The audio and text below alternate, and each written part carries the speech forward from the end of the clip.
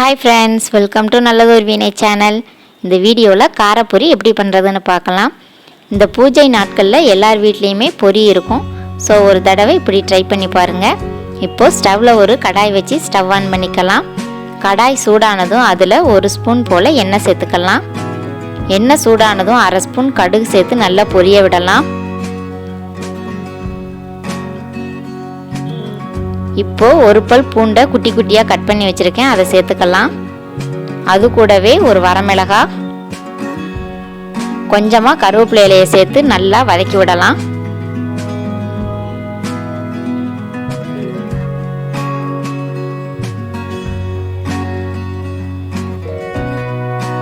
பூண்டு நல்லா இந்த அளவு வறுபட்டு வந்ததும் 2 ஸ்பூன் போல் வறுத்த வேர்க்கடலை, 2 ஸ்பூன் பொட்டுக்கடலை சேர்த்து நல்லா வறுத்து விடலாம். நீங்கள் பச்சை கடலை சேர்த்திங்கன்னா ஃபஸ்ட்டே கடலையை சேர்த்து நல்லா வறுத்துட்டு அப்புறமா பொட்டுக்கடலையை சேர்த்து நல்லா வறுத்து விடுங்க. கடலை இந்த அளவு வறுபட்டு வந்ததும் கொஞ்சமாக பெருங்காயத்தூள், கொஞ்சமாக மஞ்சள் தூள்,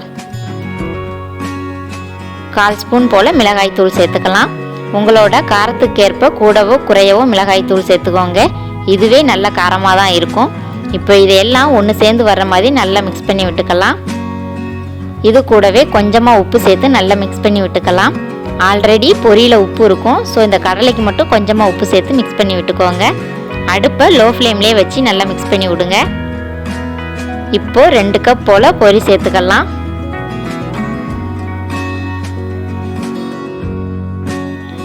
எல்லாம் ஒன்று சேர்ந்து வர்ற மாதிரி நல்லா மிக்ஸ் பண்ணி விட்டுக்கலாம்.